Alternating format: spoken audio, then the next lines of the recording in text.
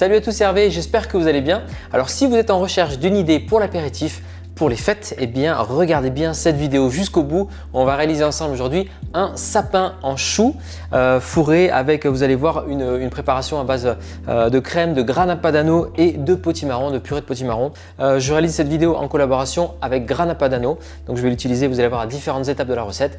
Et voilà, c'est super facile à faire, ça prend pas beaucoup de temps et vous allez vous régaler. Allez, bien on attaque avec la pâte à choux.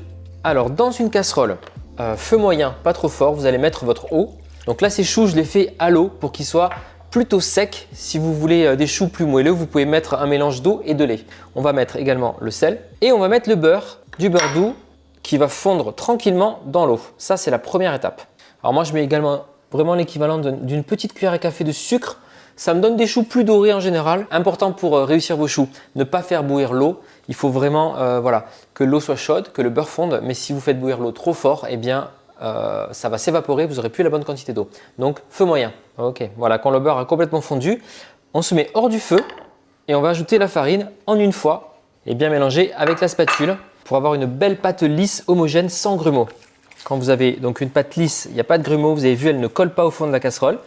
On va la remettre sur le feu une petite minute à feu très doux pour la dessécher. Et puis on va continuer, donc vous allez faire bouillir un grand volume d'eau pour cuire le potimarron.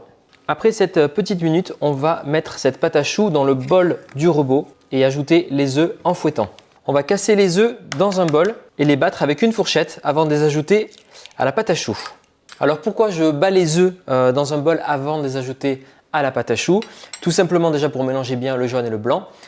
Et si vous ajoutez les œufs un par un, c'est pas hyper précis. Là, vous allez pouvoir vous arrêter d'ajouter le liquide une fois que la pâte à choux vous semblera avoir la bonne texture. Sinon, vous risquez de vous retrouver avec une pâte à choux trop liquide.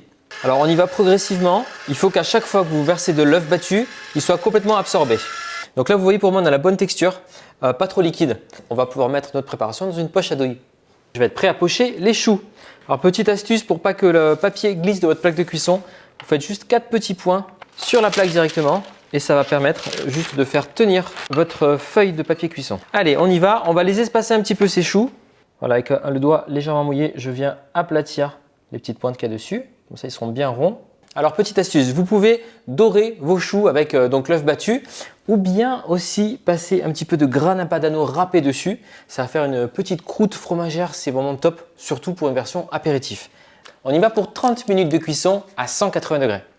Allez, avec le mixeur plongeant ou le blender à la maison, on va réduire en purée notre potimarron.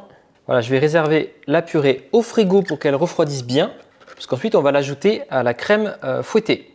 Avec quoi on va garnir nos choux pour notre sapin de Noël en choux pour l'apéritif, donc avec cette crème de potimarron, de la crème liquide entière qu'on va fouetter et j'ai râpé donc du grana padano. Je vais pouvoir en mettre directement dans la crème et du coup en plus je n'ai pas besoin de la saler puisque le fromage va jouer ce rôle. Notre crème fouettée au grana padano est prête. Je vais mettre la purée de potimarron dans le bol et je vais ajouter donc la crème fouettée au grana padano. Ça va me donner une texture très légère, parfaite pour fourrer donc les choux. Voilà, et vous allez mélanger les deux délicatement. On va pouvoir réserver cette crème dans une poche à douille.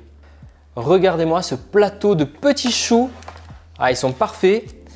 Trop bien avec la petite croûte de fromage dessus. Et bien sûr, on va laisser refroidir les choux avant de les garnir. Comme ça, la crème tiendra bien à l'intérieur.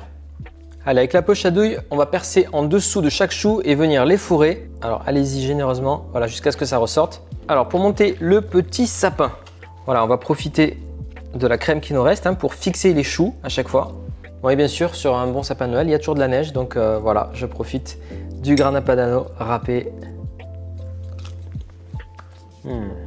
C'est super bon, la crème à l'intérieur, le mélange potimarron, crème et grana padano fonctionne super bien, vous allez vous régaler. Donc n'hésitez pas à tenter ces petits sapins de Noël en choux et au grana padano et au potimarron pour les fêtes. Vous pouvez changer bien sûr la garniture à l'intérieur, en tout cas régalez-vous et j'espère que vous serez nombreux à refaire cette recette. Je vous souhaite de passer de belles fêtes et je vous dis à très vite sur Hervé Cuisine.